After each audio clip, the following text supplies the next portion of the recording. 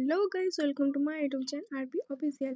তো আজকে থেকে আমি ফার্স্ট মিনি ব্লগ স্টার্ট করলাম, ঠিক আছে।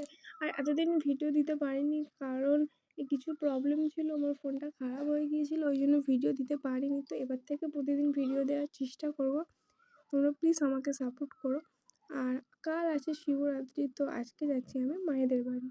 তো চলো, আর গাড়িতে দেখো আমি একাই বসে আছি, ঠিক আছে। তখন কোনো লোক ছিল না, মানে অতটাও ভিড় ছিল না, তখন দুপুরের টাইম ছিল, তো ওই জন্য। তো চলো গাড়ি থেকে নেমে তোমার সাথে কথা বলছি।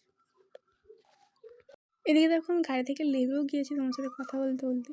তো তারপর আর কিছু ভিডিও করিনি, তো বাড়ির রাস্তাতে চলে এসেছি। এসে তো বাড়ি মানেই তোমরা বুঝতে পারছো, একটা মেয়ে বিয়ের পরে বাড়িতে আসা মানেই মানে খুব আনন্দ লাগছিলো। মায়ের বাড়ি এসেছি, আর মা আমাকে আগে নিয়ে আসতে গেছিলো, তো মায়ের কিছু দরকার বলে মা দোকানে গেছে আর আমি বাড়ি চলে এসেছি। দেখে বাবার কাজ করছে, আর আমি ঘরে চলে এসে একটু মানে পোজ দিয়ে নিচ্ছিলাম।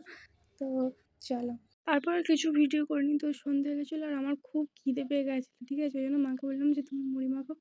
এদিকে দেখো আমরা হাফ শেষও করে দিয়েছি, আমি ছিলাম, মা ছিল, একটা বোন ছিল, এদিকে বাবা মা কাজ করছে।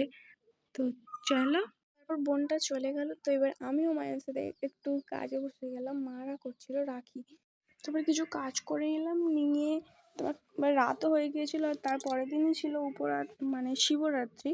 তো ওই জন্য আমি উপোস করবো বলে মা তাড়াতাড়ি মানে রান্নাও করে দিয়েছে। আর এদিকে ডাল করেছিল, আলু ভাজা, বেগুন ভাজা, আর আলু ভাতে টমেটো ভাতে মাখছিল। তো এটাই খেয়ে নিই। আর বন্ধুরা, তো আমি খেয়ে দিয়ে চলে এসেছি ওপরে, আর আমার প্রচণ্ড ঘুম পেয়ে গেছে কারণ পরের দিনই উপোস ছিল আর সারা রাত জাগতে হবে। তো আমার ভিডিওটা এখানেই শেষ করছি। যদি কিছু ভালো লাগে প্লিজ লাইক, কমেন্ট, শেয়ার করে দিও আর আমার পাশে থেকো।